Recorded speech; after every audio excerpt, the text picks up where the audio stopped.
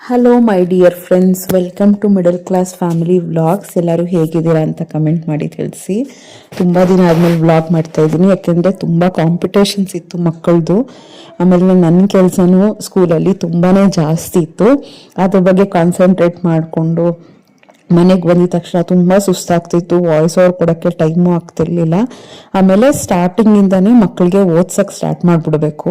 ಆ starting trouble ಇರುತ್ತಲ್ಲ, ಅದು ಓವರ್ಕಮ್ ಮಾಡಿಬಿಟ್ರೆ ಆಮೇಲೆ ಹೆಂಗೋ ಟೇಕ್ ಆಫ್ ಮಾಡ್ಕೋಬೋದು. ಆ್ಯಕ್ಚುಲಿ ಅವತ್ತಿಂದವತ್ತು ಓದ್ಸೋಣ ಅಂದರೆ ಸೊ ಅದು ಈಗಲಿಂದಾನೇ ಟೇಕ್ ಆಫ್ ಮಾಡ್ಕೋಬೇಕು ಅಂದ್ಕೊಂಡು ಆ ಥರ ಸಂಜೆ ಬಂದಿದ ತಕ್ಷಣ ಓದಿಸೋದು, ಮನೆ ಕ್ಲೀನ್ ಮಾಡೋದು. ಇನ್ನು ಎಷ್ಟು ಮನೆ ಕ್ಲೀನ್ ಮಾಡಬೇಕು ಅಂದರೆ ಅದು ಯೂಶಲಿ ಸ್ಯಾಟರ್ಡೆ ಸಂಡೇ ನನ್ನ ಮನೆ ಕ್ಲೀನ್ ಮಾಡೋದು. ಮೇಜರ್ಲಿ ತುಂಬ ಜಾಸ್ತಿ ಸ್ಯಾಟರ್ಡೆ ಸಂಡೇನೆ ಸ್ವಲ್ಪ ಟೈಮ್ ಸಿಗುತ್ತೆ ಅಂತ. ಬೇರೆ ದಿನ ಎಲ್ಲ ಮನೆಗೆ ಬಂದಿದ ತಕ್ಷಣ ಸುಸ್ತಾಗುತ್ತೆ, ಎನರ್ಜಿನೂ ಇರಲ್ಲ, ಟೈಮು ಇರಲ್ಲ. ಆ ದಿನದ್ದು ಕಮಿಟ್ಮೆಂಟ್ ಜಾಸ್ತಿ ಇರ್ತಿತ್ತು.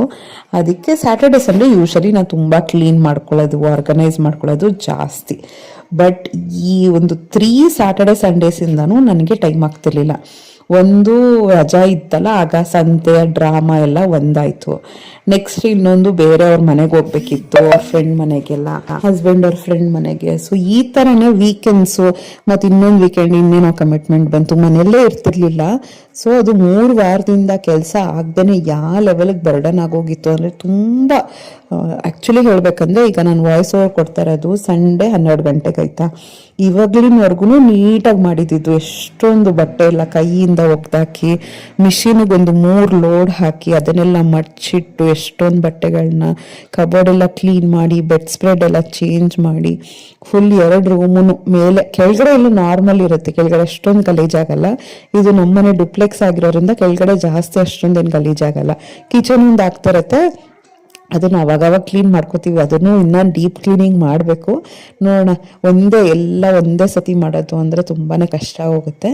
ಸೊ ಈಗ ನಾನು 12 ಗಂಟೆ ಕೂತಿರೋಷ್ಟರಲ್ಲಿ ಎಷ್ಟು ಕ್ಲೀನ್ ಮಾಡಿದ್ದೀನಿ ಅಂದರೆ, ಆ ಮಾಸ್ಟರ್ ಬೆಡ್ರೂಮ್ ಒಂದೊಂದು ಮೂಲೆನೂ ಕ್ಲೀನ್ ಮಾಡಿದ್ದೀನಿ.